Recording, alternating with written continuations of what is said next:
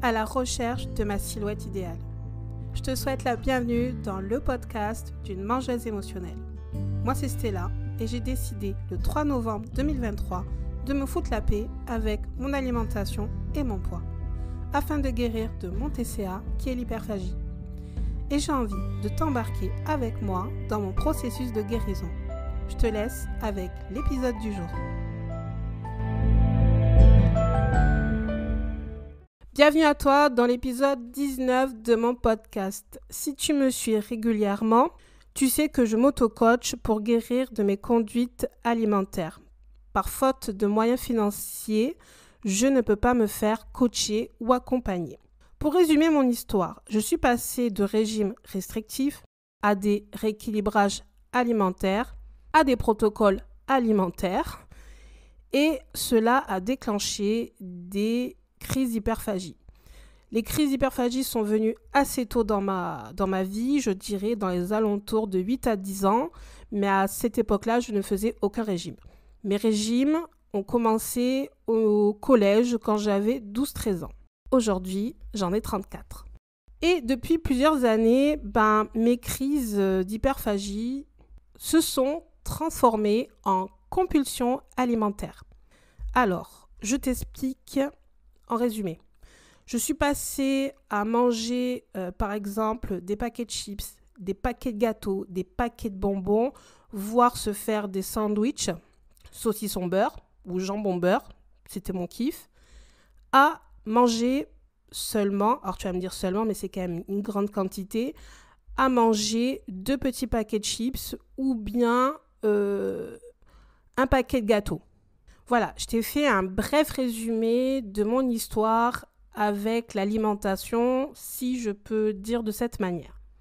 Mais comme dit le titre, si je pouvais me faire accompagner dans mon hyperphagie, je choisirais un coach comme.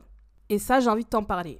Parce que je n'ai peut-être pas les moyens de me faire accompagner, mais en tout cas, j'ai envie de te parler de mes critères qui sont à mes yeux importants. Bien sûr, je vais te parler de mon coaching idéal et que je sais très bien que ce coaching idéal a un certain coût. Mais j'ai envie de te le faire partager parce que peut-être que toi, tu as la possibilité de te faire accompagner et je t'encourage fortement à le faire si tu le peux. Donc, c'est parti. Alors, ma coach idéale, oui, c'est une femme. Si je devais me faire accompagner, je voudrais que ça soit une femme. Pourquoi ? Parce que elle sait comment le corps d'une femme fonctionne, déjà numéro 1.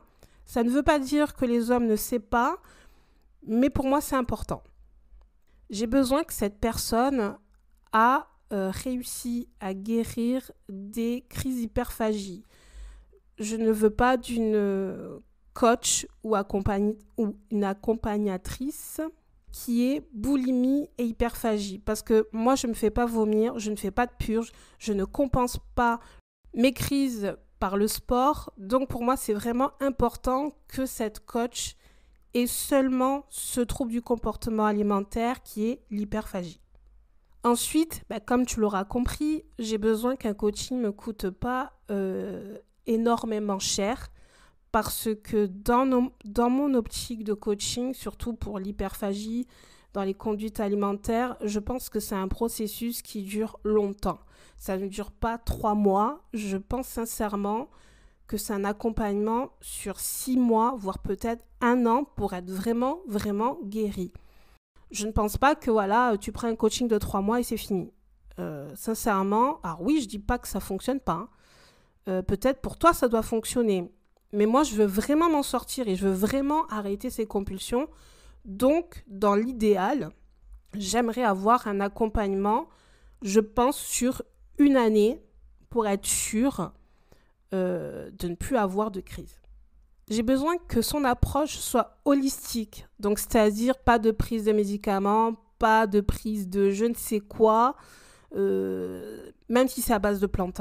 Je ne suis pas dans l'optique de ça, même si moi je fais beaucoup de remèdes de grand-mère. D'accord, mais si tu me dis faut manger ceci ou il faut prendre tel complément alimentaire, petit bémol, je dirais plutôt que là, j'irai me diriger vers mon médecin traitant pour dire voilà, on fait un bilan sanguin, de quoi j'ai besoin à me supplémenter ou pas. Pour moi, la coach n'est pas là pour me dire tu dois te supplémenter de tel ou tel produit. Par contre, ça serait agréable qu'elle me donne cette piste. Me dire voilà, je vois que tu es fatigué, je vois que tu as ceci, cela, va voir ton médecin traitant et fais un check-up. Ça oui, ça c'est un conseil. Mais pas me dire tu devrais prendre ceci ou prendre cela. Quatrième chose, je m'en fous que cette personne ait un diplôme ou pas de diplôme. Je m'explique. Moi, je pars du principe, c'est pas parce que tu as un diplôme que tu es compétent. Tu peux très bien ne pas avoir de diplôme et être très compétent parce que tu fais beaucoup de recherches par toi-même, parce que aussi peut-être c'est quelque chose qui t'anime, que tu as envie de t'enrichir, que tu as envie de savoir. Voilà, ça c'est quelque chose qui est pas vraiment nécessaire pour moi que cette personne ait un diplôme ou une formation, parce que je pense que la meilleure formation, c'est la vie. Ce que la vie t'apporte, les étapes que tu as pu avoir, les difficultés que tu as pu avoir. Moi, je pars de ce principe-là. Ensuite, cette personne, j'ai besoin qu'elle soit en capacité d'adaptation, c'est-à-dire, comment expliquer ça si c'est un protocole que tu donnes à tout le monde, non merci. Ça ne m'intéresse pas. Donc, dans ce que je veux dire, par exemple, un coaching de groupe, c'est pas fait pour moi. Malgré que les sujets abordés seront très pertinents, mais pour moi, il n'y aura pas assez. Parce que si j'ai des questions en plus, j'aurais l'impression que c'est un peu en stand-by. Alors, peut-être que je me trompe. Peut-être que dans les coachings de groupe, il y a une section où tu peux poser toutes les questions à la personne qui anime le groupe. Mais moi, je le vois de cette manière. Je me dis, c'est un coaching de groupe, donc c'est que du groupe. Peut-être qu'en fin de session, tu as un moment de questions, je ne sais pas. D'ailleurs, si tu fais partie de ces personnes qui font un accompagnement, un coaching de groupe, ça m'intéresserait fortement d'avoir ton retour à ce sujet. J'ai besoin aussi que cette personne soit empathique et du soutien pour moi. Donc, j'aimerais avoir un coaching, je dirais, de semaine en semaine. Et puis, au fur et à mesure des semaines, je dirais plutôt des mois, à passer à 2 par mois, et puis ensuite à en faire qu'un, et puis pour en finir complètement. Parce que je pense qu'au début, on a besoin de mieux se connaître, que ce soit la coach ou le coaché, pour savoir comment on fonctionne, chacun de notre côté, et surtout, si on a besoin de quelqu'un à qui parler, parce que moi, personnellement, j'en parle pas à mon chéri quand ça va pas. Enfin, du moins, je lui dis que ça va pas, mais je vais pas en profondeur parce que je me dis, on est trop intime pour qu'il arrive à dissocier de notre vie de couple à ma problématique. Donc, j'ai besoin de quelqu'un de neutre. Je n'ai pas besoin d'une amie, je n'ai pas besoin de mon chéri ou de ma famille pour parler de ça parce que j'ai besoin de quelqu'un d'extérieur. Donc, il me faut une personne que j'ai confiance en elle, qu'elle se préoccupe de mes difficultés et de me trouver des solutions à ma problématique qui est les compulsions alimentaires. Et je dirais principalement que je suis, comme dit le titre au tout début, je suis une mangeuse émotionnelle. J'ai besoin que cette personne, donc du coup, qu'elle soit disponible, que je puisse la contacter, je ne dirais pas à n'importe quel moment de la journée et de la nuit, mais je dirais à des horaires corrects, c'est-à-dire 8h, 18h. Je trouve ça correct pour pouvoir avoir un échange avec cette personne. Bien sûr qu'elle ne me répond pas du tac au tac, qu'on soit d'accord, parce que j'estime que cette personne, elle a aussi une vie. Je ne vais pas la envoyer un message, par exemple, un dimanche. Moi, personnellement, j'aimerais pas qu'on m'envoie un message un dimanche. Après, chacun fait comme il veut, mais même si je suis dans une période, par exemple, critique un dimanche, je n'irai pas lui envoyer un message. Par contre, j'irai lui envoyer un message le lendemain matin, le lundi, pour dire voilà, il s'est passé ça, ça, ça hier, ça allait pas, etc., etc. Donc, je t'ai énuméré mon coaching idéal, ma coach idéale, qui est moi-même, je rigole, mais aussi, ne prends pas, enfin là c'est un conseil que je te dis, ne prends pas la première personne que tu vois sur, par exemple, sur Google. Aujourd'hui, on a de la chance de pouvoir aller sur les réseaux sociaux de cette personne. Si, admettons, tu écris, je ne sais pas moi, coach en TCA sur Google et que tu écris par exemple le nom de ta ville, admettons, et qu'on te donne tant de personnes, si cette personne a un réseau social ou des réseaux sociaux, vas-y, va voir ce qu'elle propose. Ne prends pas parce qu'il y a écrit, je vais dire par exemple, coach en hyperphagie. J'ai besoin de savoir si cette personne me correspond, si sa façon d'être me correspond.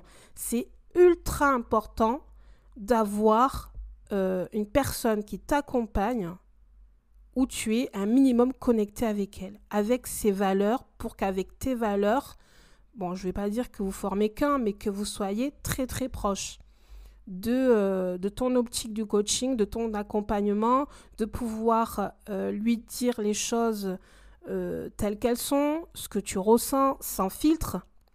En gros, te sentir en sécurité, à l'aise avec elle, parce que si tu as envie de t'en sortir, il faut qu'elle sache un maximum de choses sur ta personne. Donc, c'est pour ça que c'est très important de choisir une personne qui te correspond. Donc, n'hésite pas à aller sur Instagram ou sur TikTok ou peut-être même sur YouTube. Moi, je te parle Instagram parce que c'est là où je suis le plus de personnes avec qui j'aimerais bien être accompagnée. Pour l'instant, ce n'est pas possible. Mais voilà, donc, fais-toi une petite liste de toutes les choses qui sont importantes pour toi. Ne prends pas le premier venu. Ne prends pas parce que ta copine t'a conseillé un tel. Alors oui, ça peut être une bonne chose parce qu'avec cette personne, ça sera matché. Mais fais tes propres recherches pour voir si cette personne te correspond. J'insiste vraiment sur ça. Fais tes propres recherches. Les conseils des autres, c'est OK, mais regarde si toi, ça te correspond. Voilà, je t'ai dit mon coaching de rêve, tous les critères que j'aimerais que cette personne ait. Donc, je vais te faire un petit bref résumé. Alors, que ce soit une femme qui a guéri de l'hyperphagie, que ce soit accessible financièrement, qu'elle ait une approche holistique, c'est-à-dire qu'elle pense à mon corps physique et aussi à mon mental. Qu'est-ce qu'il y a d'autre? Je ne me rappelle plus. Ah oui, que je m'en fiche qu'elle soit diplômée ou pas diplômée, qu'elle ait eu des formations ou pas des formations. Moi, le plus important, c'est qu'elle ait des connaissances sur le sujet de l'hyperphagie, les compulsions alimentaires et gérer les émotions. C'est quelque chose qui est primordial pour moi. Quelle est une capacité d'adaptation à moi et aussi vice-versa. Moi aussi, je dois bien m'adapter à elle par rapport à ses horaires comme je t'ai dit plus tôt, les horaires, les plages horaires où je peux la contacter. Qu'elle soit empathique, qu'elle soit là pour me soutenir, que j'ai confiance en elle. Et avoir un coaching, je dirais, dans un premier temps régulier et au fur et à mesure des mois espacés et finir le coacher avec cette personne que je remercierai énormément pour être présent pendant ce temps dans ma vie.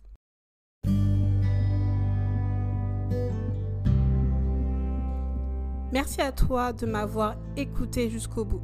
Sache que de parler de mon hyperphagie me fait extrêmement du bien. N'hésite pas à noter le podcast et à partager l'épisode si celui-ci t'a plu, afin de le faire connaître à des personnes tout comme moi ou peut-être comme toi qui mangent ces émotions.